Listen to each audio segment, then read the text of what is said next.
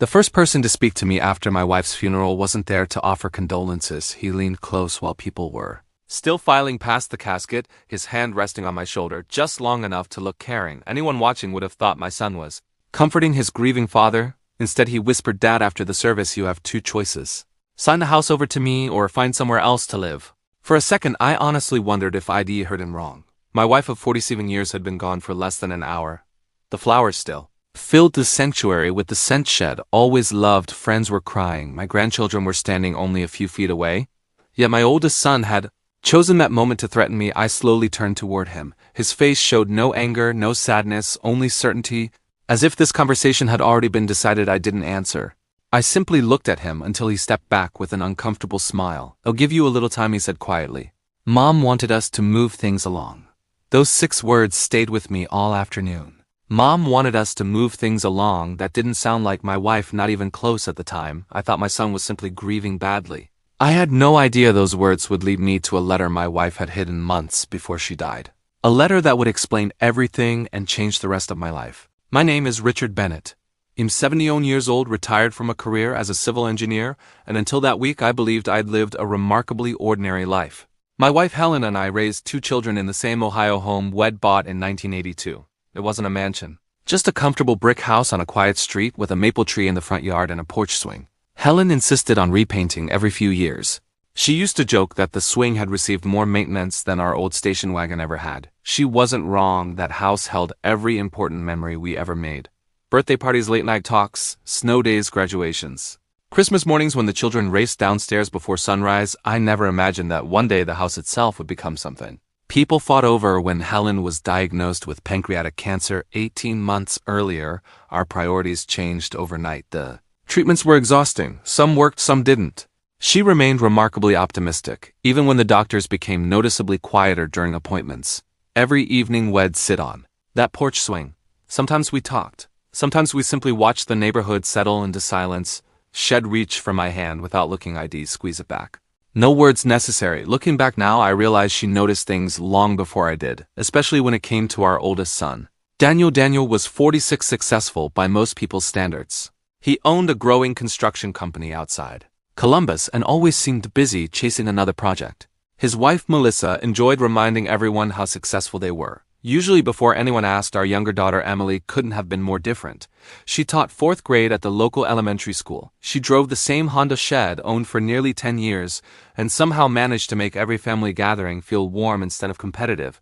Helen often said Emily inherited her heart. Daniel inherited my stubbornness. At family dinners, Daniel increasingly steered conversations toward finances. Property values, retirement accounts, healthcare costs. He asked questions that felt oddly specific. "Dad, have you updated your will? Have you thought about long-term care? What happens if one of you needs assisted living?" At first I appreciated his concern. Those are reasonable questions when parents reach their 70s. Helen, however, usually changed the subject. One evening after Daniel left, she quietly stacked the dinner plates before saying, "He's asking questions because he wants answers, not because he wants to help." I laughed. "You're reading too much into it." She looked at me with the patient smile she'd perfected over decades of marriage.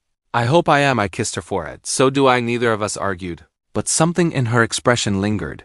Over the following months, Daniel visited more frequently than he had in years. Sometimes twice a week. He brought groceries. He offered to mow the lawn. He insisted on fixing little things around the house. Neighbors commented on what a devoted son he had become. I agree. I was proud of him. Helen wasn't convinced. One afternoon after Daniel left, she noticed had photographed nearly every room in the house while pretending to measure windows for new blinds. "Why would he need pictures?" she asked. I shrugged. "Maybe he's comparing measurements." She folded her arms. "He never measured the basement." I chuckled. "Helen, what? Not everything is a mystery." She smiled politely. "No." Then she looked out the kitchen window. But sometimes it is. When Helen's health declined, Daniel became even more involved. He insisted on attending doctor's appointments. He volunteered to organize paperwork. He offered to keep copies of insurance documents, just in case. Again, I appreciated it. Cancer leaves families scrambling. Having someone willing to handle paperwork felt like a blessing. Emily helped differently. She sat beside her mother during treatments, read books aloud, cooked meals, stayed overnight whenever I looked exhausted. Neither approach was wrong, but they were very different. Helen noticed that too. One evening while Emily washed dishes, Helen whispered to me, "One child keeps asking what I need." She paused. The other keeps asking what happens afterward. I wanted to argue. Instead, I changed the subject. That remains one of my biggest regrets. 3 months before Helen passed away, Daniel invited himself over on a Saturday morning. He carried coffee for everyone and smiled more than usual. I've been thinking, he said. Dangerous habit, Helen joked. He laughed. I mean it. This house is getting harder for you two to maintain. I looked around. It seems fine for now. Melissa nodded in agreement. You should think about downsizing before you're forced to. Helen calmly stirred her tea. I'm not interested. Daniel leaned forward. It's only practical. I said. No. Silence settled over the table. It wasn't hostile, just uncomfortable. Finally, Daniel smiled. We're only trying to help. Helen smiled back. I know, but after they left, she walked through every room of the house, touching walls, straightening picture frames. Pausing beside old photographs, I found her standing in our bedroom. What are you doing? Remembering, you sound like you're saying goodbye. She looked at me for a long moment. Maybe I'm making sure someone else can erase it. I didn't understand what she meant. Not then. A few weeks later, I noticed Daniel asking unusually detailed questions. Exactly whose name is on the deed? Is the mortgage completely paid? Who has power of attorney? Where do you keep important documents? Each question sounded harmless by itself. Together, they felt strangely rehearsed. Still, I answered most of them. Hayes, my son. I told myself he deserves to know these things eventually. Looking back, I realized I never once asked why he suddenly needed those answers. One afternoon, I returned home from the pharmacy earlier than expected. Daniel's truck sat in the driveway. I assumed had come to check on Helen. Instead, I found him alone in my study. The desk drawer containing our legal documents was open. He looked up quickly. Oh, you startled me. I glanced toward the drawer. What are you doing? I was looking for the warranty information on the furnace. I frowned. That's not where we keep it. He hesitated just long enough for me to notice. Must remembered wrong. Then he closed the drawer with a little too much force. It was an awkward moment, but he left only minutes later. When I mentioned it to Helen that evening, she became unusually quiet. What? I asked. She looked toward the hallway, then lowered her voice. Richard promised me something. What if anything ever feels wrong? She reached across the table and squeezed my hand. Don't assume you're imagining it, I promised. I only wish I had started keeping that promise sooner, because within weeks, Helen would be gone, and my son's whisper at her funeral would make every strange moment suddenly mean something entirely different. The funeral ended just before 3 that afternoon. People lingered in the church fellowship hall over coffee and sandwiches, sharing stories about Helen. I thanked everyone who came, accepted more hugs than I could count, and listened as friends. Described my wife exactly as I'd always known her: steady, generous, impossible to forget. Daniel never left my side.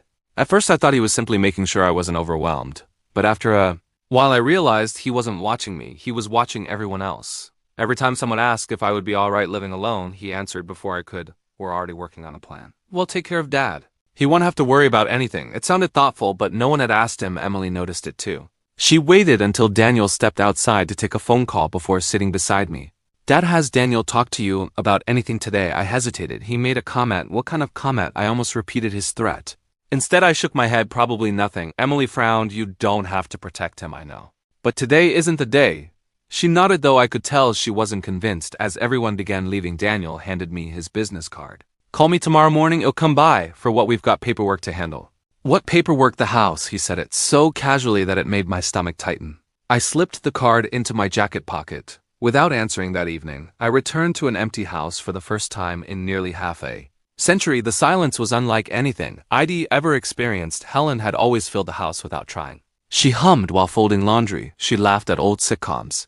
She talked to the garden as though the flowers appreciated encouragement. Without her, every room felt larger. I wandered from room to room until I reached our bedroom. Her slippers were still beside the bed. Her reading glasses rested on the nightstand. The novel she'd been trying to finish remained folded open where she'd left it before her last hospital stay. I sat on the edge of the bed and finally cried, not the quiet tears I'd held back all day, the kind that leave you exhausted. Afterward, when I eventually stood, something caught my attention. The corner of Helen's jewelry box was slightly raised. She was meticulous.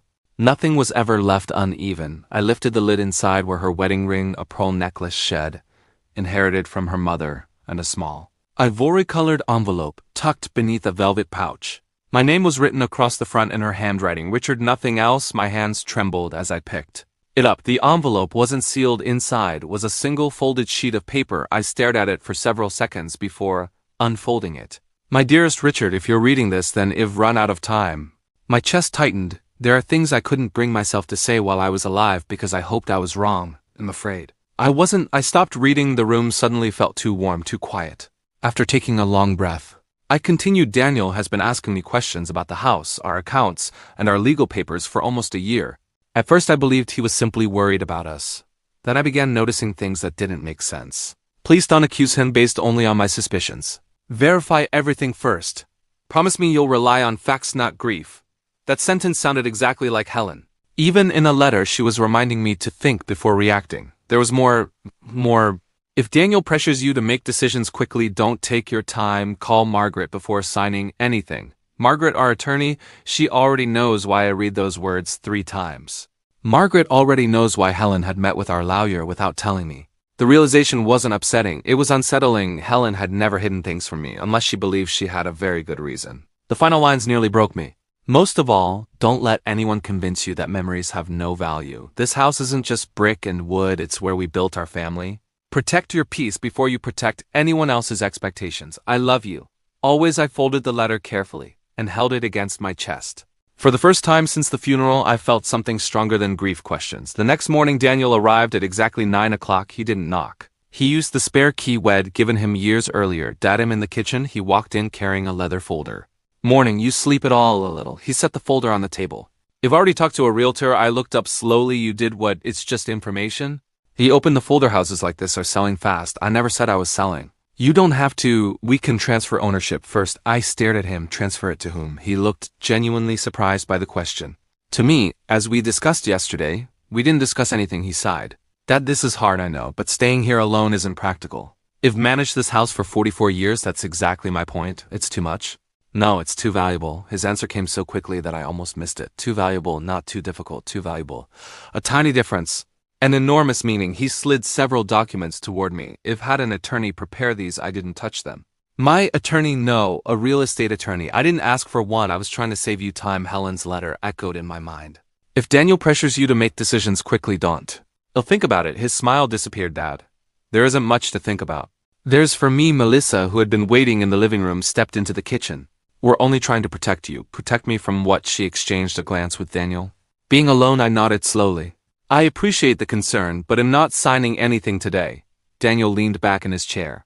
You really want to make this difficult. The sentence hung in the air. It wasn't loud. It wasn't angry. It was something worse. It sounded entitled. After they left, I called Margaret.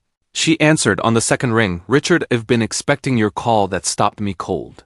You knew I'd call. Helen believed you eventually would. My throat tightened. She left me a letter. I know. There was a brief silence before Margaret spoke again.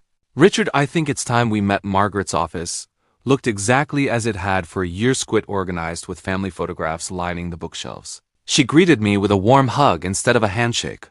I'm so sorry about Helen. So am I. Once we sat down, she folded her hands. Did you bring the letter? I handed it to her. She read it once before placing it gently back on my side of the desk. She wanted you to decide when you were ready. For what? The truth. I felt my pulse quicken. Margaret opened a file drawer and removed a thick folder with Helen's name on it. This began about 11 months ago. She slid a document toward me. It was a copy of a property information request. Daniel's signature appeared at the bottom. He requested ownership records.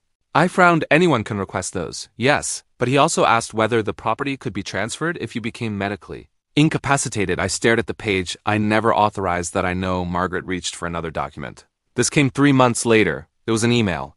Daniel had written to a financial planning firm asking general questions about transferring aging parents' assets into a family trust. The email never mentioned my name, but it mentioned a 7-year-old widower and a mortgage-free family home. My home. I looked at Margaret. Is that illegal?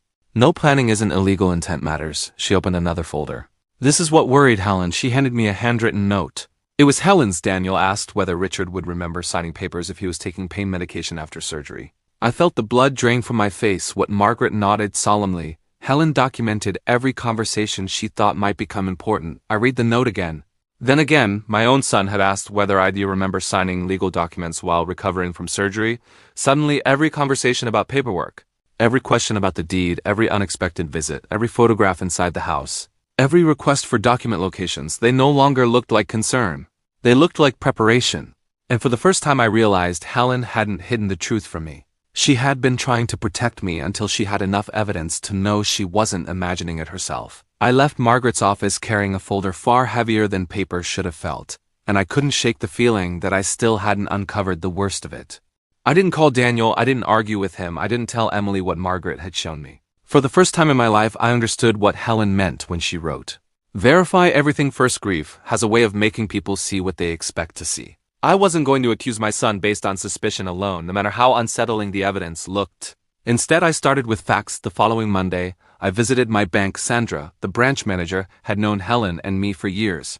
She greeted me with genuine sympathy. Before asking how she could help, I'd like to review every authorization connected to my accounts. She nodded without hesitation. We spent nearly an hour going through signature cards, beneficiaries, online access, and account notifications. Nothing had been stolen. No unauthorized withdrawals. No hidden loans. That was a relief. Then Sandra paused over one page. "Mr. Bennett, did you intend for account alerts to be sent to this email address?" She pointed to an address I didn't recognize. It wasn't mine, it wasn't Helen's. It belonged to Daniel. I looked at her in confusion. "I've never seen that before." Sandra frowned. "It was added about 8 months ago." "Who added it?" She checked the notes. "The request was made in person. By whom?" "I'm sorry. The log doesn't identify the individual, only that proper identification was presented." Proper identification. That meant someone had accompanied me during a routine visit and asked to help with paperwork. Then I remembered months earlier, after one of Helen's chemotherapy sessions, Daniel had insisted on driving me to the bank because I looked exhausted. I could still hear him saying, "Dad, just let me help with the paperwork." At the time, I was distracted by Helen's condition. I hadn't paid attention to every form I initialed. Sandra immediately removed the email address and added extra verification requirements to every account. "If anyone requests changes in the future," she said, "well, contact only you." I thanked her. As I walked back to my car, I realized something important. Daniel hadn't emptied my accounts. Had simply positioned himself to know what was happening. That wasn't theft, it was preparation. The next stop was the county recorder's office. Everything regarding the house was exactly as Margaret had said. The deed remained in Helen's and my names. No transfers, no liens, no surprises. But there was a record of multiple public information requests concerning the property. Each one had been perfectly legal. Each one had been submitted within the last year. I didn't need anyone to tell me who had requested them. That evening, Emily stopped by carrying a casserole. I knew neither of us was hungry enough to eat. She set it on the kitchen counter before studying my face. "You've been somewhere." I met with Margaret. Her expression changed immediately, and I considered how much to tell her. "Your mother left instructions." Emily's eyes filled with tears. "That sounds like Mom. She wanted me to slow down before making any decisions." Emily nodded. "Good." There was a long silence. Finally, she asked, "Is this about Daniel?" "It might be." She looked toward the dining room, making sure we were alone. I've been afraid to say something. I waited. "A few months ago," she continued quietly, "Daniel asked me what you'd do if you couldn't live alone anymore. That seems reasonable, not the way he asked." She swallowed. "He said the house would be wasted if it stayed in the family too long." Those words landed harder than I expected. "Wasted?" Emily nodded. "I told him it wasn't an investment property." "What did he say?" She looked down at her hands. He laughed. "Everything's an investment. If you know what it's worth." I recognized the sentence immediately. It sounded exactly like Daniel, not cruel, practical. As though memories could be measured in dollars. Over the next week, I reviewed every file Helen had organized before she died. She had labeled everything with the precision I'd admired throughout our marriage: insurance, medical records, tax returns, utility bills. One folder carried no label at all. Inside was a small notebook. The first page read, "Things that may matter later." Helen had dated every entry. Most were ordinary reminders. Others weren't. Daniel asked whether we'd considered adding his name to the deed. Melissa suggested selling before repairs become expensive. Richard thinks they're only trying to help. I hope he's right. That final sentence hurt the most. She hadn't written it because she distrusted me. She'd written it because she knew how desperately I wanted to believe the best about our son. I met Margaret again 2 days later. She listened quietly as I described everything I'd learned. When I finished, she closed the notebook and looked at me. "What do you want, Richard?" The question surprised me. "I want the truth." "I think you already have most of it." "No, I want to know whether my son loves me or just what I own." Margaret didn't answer immediately. Instead, she asked another question. "Has he threatened you since the funeral?" "He pressured me, but no direct threats." "No."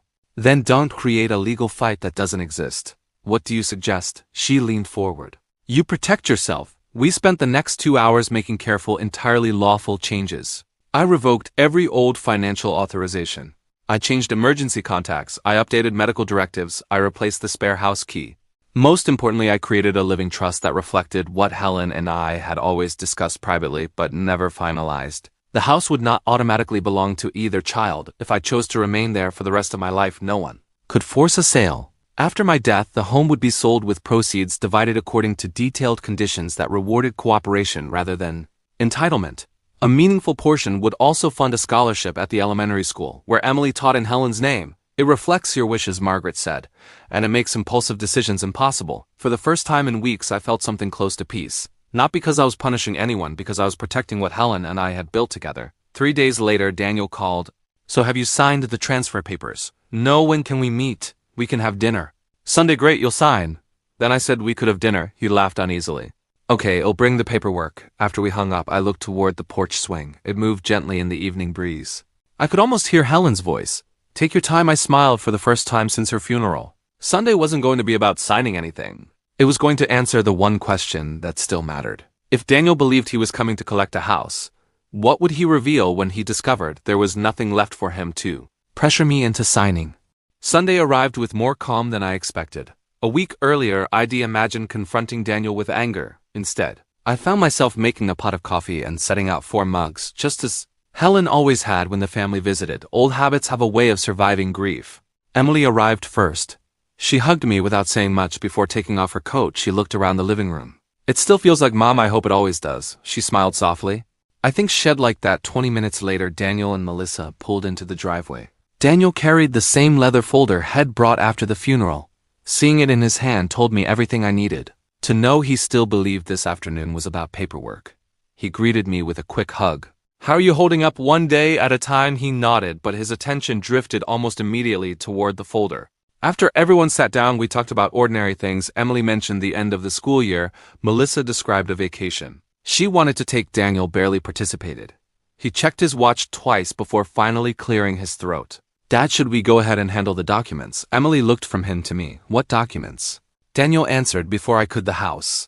The room became very quiet. I folded my hands on the table. They've already taken care of everything. A smile crossed Daniel's face. Perfect. I knew you'd see that it was the practical decision. You misunderstood me. His smile faded. I met with Margaret. He leaned back slightly. Why? Because your mother asked me to. For the first time that afternoon, I saw genuine uncertainty in his expression. What do you mean? She left me a letter. Melissa shifted in her chair. Daniel forced a laugh. Okay, the letter asked me not to rush. It asked me to verify facts. It asked me to protect myself before making permanent decisions. His face became noticeably tense. So I did exactly what she asked. I reached into the drawer beside the dining table and removed a neatly organized folder. If updated my estate plan, if placed the house into a living trust, if changed every financial authorization, and if replaced every spare key. Daniel stared at me. You would I won't be transferring ownership of this house. While I'm alive, the silence that followed felt longer than it probably was. Finally, he spoke. You don't trust me, I answered honestly. I trusted you completely. Then why would you do this? Because you asked me to sign away my home less than an hour after your mother's funeral. His eyes widened. I didn't mean it like that. Then how did you mean it? He looked toward Melissa, then toward Emily, finally back at me. I was trying to make sure everything stayed in the family. I nodded. It already was. No, I mean, under my management. There it is. The words slipped out before I realized I'd said them. There, what is the difference if spent weeks trying to understand whether you wanted to help me or control what belonged to me? His jaw tightened. You think I'm after your money. I think you've spent a year asking about my assets far more often than you've asked about my happiness. No one spoke.